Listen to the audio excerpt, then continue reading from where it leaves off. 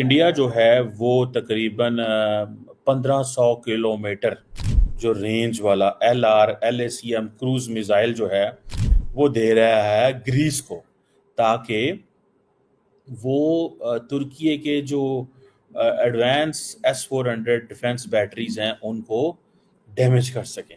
ये जी एक strategic proposal आया है कि ग्रीस को सप्लाई करो long range land attack cruise missile, इसे कहते हैं, जिसकी वजह से तुर्की थोड़ा ऑफ बैलेंस हो। अब इंडिया अपने फुटप्रिंट्स फैलाना चाहता है, इंडिया अपनी जो एनिमोसिटी है वो बढ़ाना चाहता है। जैसे फॉर एग्जांपल इंडिया ने, अगर आपको याद हो, कि अर्मीनिया एंड आज़रबाईजान की लड़ाई में आज़रबाईजान को डिफेंस इक्विपमेंट दिया था।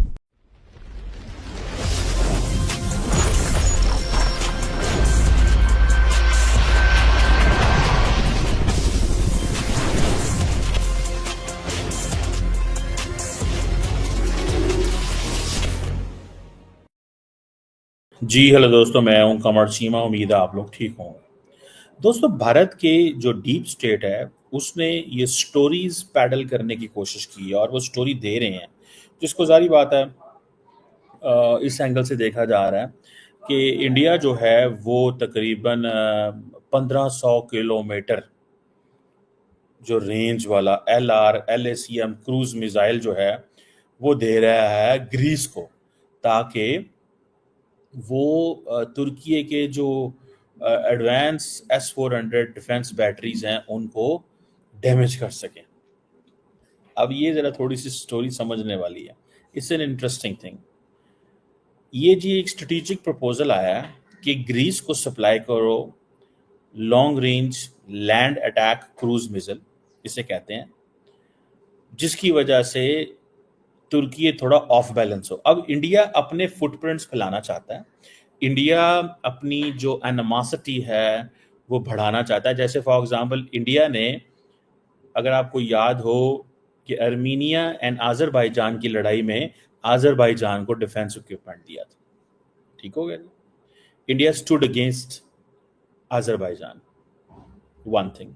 सेकेंडली, अगर इस चीज़ को थोड़ा समझें, सेकेंडली जो इम्पोर्टेंट चीज़ है वो ये है कि जो इंडियन हुकूमत है वो समझती है कि हमें अब उर्दुगान को टफ टाइम देना है। देती है या नहीं देती, क्या करती है, वो एक सेपरेट सवाल है।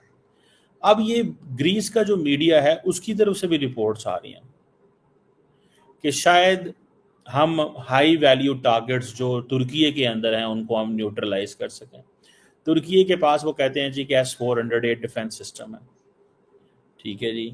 और अब ये इसके ऊपर भी डिस्कशन है कि मेरा तो ख्याल ये है कि अगर this is what Indians are saying, मैं आपको इंडियन वर्जन बता रहा हूँ, ठीक है, मैं आपको इंडियन वर्जन बता रहा हूँ, ठीक है, कि this is what they think, this is what they realise.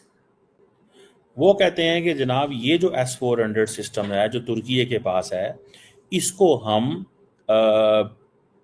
तबाह करवा सकते हैं, तुर्की का नुकसान करवा सकते हैं अगर हम ग्रीस को वेपन्स दें। अब वो कहा जा रहा है कि जी ये जो इसको थोड़ा समझें यार, ये बड़ी इंटरेस्टिंग चीज़ इंडियंस कर रहे हैं कि ये जो long range land attack cruise missile है वो कह रहे हैं कि ये इसकी रेंज 1500 किलोमीटर है। This will be force multiplier for Greece. और दूसरा ये है कि ये अगर ग्रीस के पास चला जाता है, ग्रीस की मैं थोड़ी सी मैं आपको बात बताऊं, इंडिया ने जो India Middle east Europe economic corridor की बात की हुई है, उस India Middle east Europe economic corridor के अंदर इंडिया ने ये फैसला किया कि ग्रीस, इटली, स्पेन, इन 3 मुल्कों को हम इंगेज करेंगे। जिस पे मुझे याद आता है कि टर्किश जो प्रेसिडेंट रजब तैयब एर्दोगान ने कहा था कि कोई भी कॉरिडोर विदाउट तुर्की कामयाब नहीं हो सकता, ठीक है। और बेसिकली क्योंकि इंडिया जो है वो मिडल ईस्ट को भी इंगेज करना चाहता है, इंडिया जो हाइफा पोर्ट है उसको भी इंगेज करना चाहता है। इंडिया चाहता है कि हम थोड़ी सी लॉन्ग टर्म गेम खेलें, और लॉन्ग टर्म गेम के अंदर वो इन चीज़ों को देखते हैं कि भाई हमें यूरोप के अंदर तुर्की को माइनस करना है और बाकी ममालिक को इंगेज करना है। तो India Middle East, Israel, Greece, Mediterranean, इस सारे एरिया के अंदर जा रहा है। और ये जो इंडिया का ये जो मिसाइल है वो एक जिसे कहते हैं ना, ये एक इंडिजिनस है मानिक स्मॉल टर्बोफोन इंजन जो है वो that has it is powered with this, और कन्वेंशनल और न्यूक्लियर वॉर हेड्स भी लेके जा सकता है, और हाई हाई ऑल्टीट्यूड पे फ्लाई करता है। और दूसरा ये है कि रडार वगैरह भी वो भी नहीं आता, ये इंडियंस कहते हैं। अब सवाल ये पैदा होता है कि इंडिया इज बेसिकली लुकिंग कि ये जो नई जियो पोलिटिकल अलाइनमेंट है, इसमें हमने तुर्की को क्या करना है, तंग कैसे करना है, तुर्की का नुकसान कैसे करना है, क्योंकि इंडिया और तुर्की के दरमियान टेंशन्स बढ़ गई हैं। मुझे ये बताया गया था, मैंने किसी दोस्त से पूछा, उसने कहा कि जनाब जब इंडिया डिफेंस अटैशीज को बुलाता था दिल्ली के अंदर फॉर डिस्कशंस, डायलॉग एंड बहुत सारी चीज़ों में, तो वो क्या करते थे कि वो तुर्की के डिफेंस अटैशीज को नहीं बुलाते थे। तो वो फिर जो दूसरे डिफेंस अटैशीज जो तुर्की के करीब थे, इन दिल्ली की बात बता रहा हूँ, वो उनको बता देते थे कि जनाब वहाँ पे ये बातें हुई थी, लेकिन वो बुलाते नहीं थे उनको। इट मीन्स कि that kind of a hostile relationship is there between India and Turkey. इसीलिए अब तुर्की ये समझता है कि हमें ज़रा थोड़ा सा ये चीज़ें देखनी है कि हमें पाकिस्तान के साथ तो हम हैं ही हैं, लेकिन इंडिया ने बेसिकली ये माहौल बनाया। और आपको पता है सब कुछ टर्किश जो इंटरनेशनल मीडिया है वो भी ये समझता है कि ये जो this could be a direct response कि ये जो ग्रीस तुर्की की एक जो वो जिसे कहते हैं ना, एक छोटी सी रीजनल राइवलरी है, उस हवाले से। और इंडिया की जो एयरफोर्स चीफ हैं, आपको याद होगा अभी उन्होंने थोड़े दिन पहले ही एपी सिंह साहब ने दौरा भी किया है ग्रीस का। Never forget this, never forget this कि इंडिया के एयर चीफ ने दौरा किया, ठीक है। और वो दौरा करने का मकसद क्या था? To give a message to Turkey. So वो जो दौरा करने का मकसद था वो दैट वाज कि थोड़ा टफ टाइम देने की ज़रूरत थी, ठीक है जी। तुर्की ग्रीस के there is a long standing geopolitical conflict मौजूद है, which is that is rooted in history. Nationalism के इश्यूज हैं, टेरिटोरियल डिस्प्यूट हैं, and particularly in the eastern Mediterranean. अगर आप देखें, क्योंकि ऑटोमन रूल रहा है, ग्रीस जो है they were under the Ottoman rule for 400 years. 1830 में जाकर ग्रीस को आज़ादी मिली है। फिर बहुत सारी ग्रीको तुर्किश टर्किश वॉर्स हुई हैं 1919 1992 के बीच में। तो ग्रीस ने अपने बहुत सारे जो फुटप्रिंट्स हैं वो एक्सपैंड किए हैं, ठीक है जी। और तुर्की जो है वो समझता है, फिर एक there was a treaty of Lausanne हुई थी 1923 में, वहाँ पे फिर थोड़ी सी चीज़ें सेटल हुई। फिर साइप्रस का भी इशू है, तुर्की ने इन्वेड किया नॉर्दर्न साइप्रस में, जब ग्रीक ने सपोर्ट किया अकू विद इन देयर। और फिर ये जो टर्किश वो जिसे कहते हैं ना, तुर्की का जो क्लेम है साइप्रस के ऊपर, वो पाकिस्तान भी उसको वो करता है। फिर then there is an Aegean sea dispute है, वहाँ पे भी है कि जितने नॉटिकल माइल्स में ये ग्रीक का क्लेम है, 6 नॉटिकल माइल जो है वो तुर्की रिकग्नाइज करता है।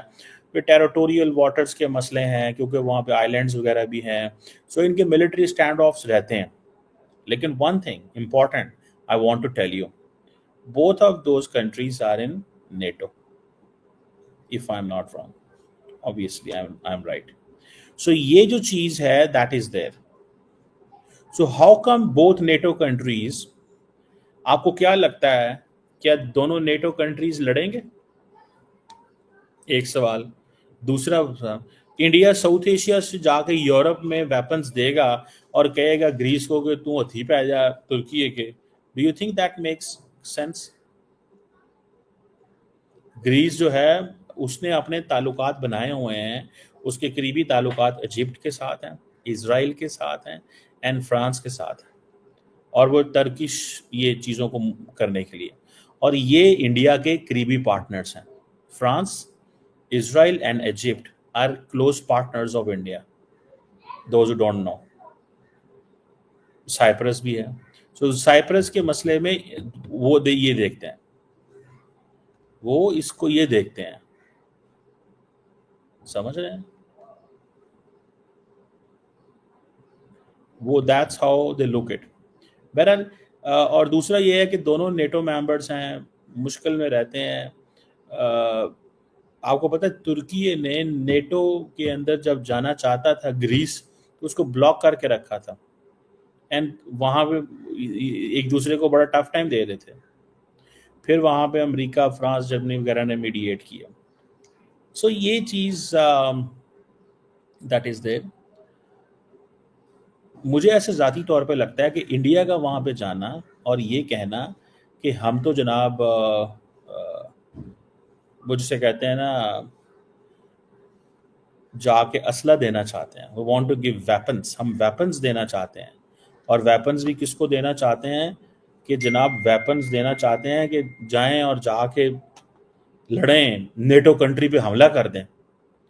और अगर नहीं भी वेपन्स लेते या कुछ ऐसा नहीं भी होता, ठीक है जी, अब ये टर्किश मीडिया भी शोर डाल रहा है कि ये टर्किश मीडिया वो कह रहे हैं कि जनाब ये जो ऑफिशियली ऑफर नहीं हुआ, अनऑफिशियल ऑफर हुआ। बेसिकली क्योंकि इंडियन एयर चीफ का विजिट हुआ, इंडियन एयर चीफ के विजिट के बाद ये सारी चीज़ें हुई, तो उन्होंने कहा कि नो दैट मेक्स सेंस, ये चीज़ की सेंस बनती है, ये हो रहा है, समझ रहे हैं? सो पाकिस्तान इस सारी गेम के अंदर जारी बात है तुर्की के साथ खड़ा होगा हर कीमत के अंदर, इसमें तो कोई शक नहीं है, एंड उसमें कोई वो दो राय नहीं है। The Pakistani government stands with तुर्की। इंडिया ये चाहता है कि मैं ज़रा थोड़ा सा इनको टफ टाइम दूँ, समझ रहे हैं आप बात? वो चाहते हैं कि मैं थोड़ा सा इनको टफ टाइम दूँ। ये क्या इन्होंने जो है ना वो मेरे बैकग्राउंड में आके मेरे साथ ज्यादती करने की कोशिश की है। This is what India wants. ये आपको मैं बड़ी देखें, ये आपको चीज़ें थोड़ी समझनी चाहिए। लेकिन किस हद तक कामयाब होता है, क्या होता है, ये चीज़ें मैटर करती हैं, ठीक है ना जी? This things do matter. और मुझे ज़ाती तौर पे ये लगता है कि एट वन पॉइंट तुर्की जो है वो उसको कोई टेंशन नहीं होगी ये अगर वो असला देता भी है, क्योंकि Greece already is help getting support from other countries, वो जैसे मैंने बताया इजिप्ट, इसराइल, फ्रांस। लेकिन ये Egypt, Israel, France are those countries which are already close with India. तो इंडिया बेसिकली इस ग्रुप का हिस्सा बनना चाहता है अगेंस्ट टर्की। जरा इसको समझे थोड़ी बात। इंडिया इस ग्रुप का हिस्सा बनना चाहता है अगेंस्ट तुर्की। अब क्या इंडिया कर पाता है, क्या नहीं कर पाता, that is a separate question. But for a moment this is something significant, this is important and that has meaning. इसके मीनिंग जरूर मौजूद है। देखते हैं कि क्या इंडिया कब तक कामयाब होता है, कितना कामयाब होता है।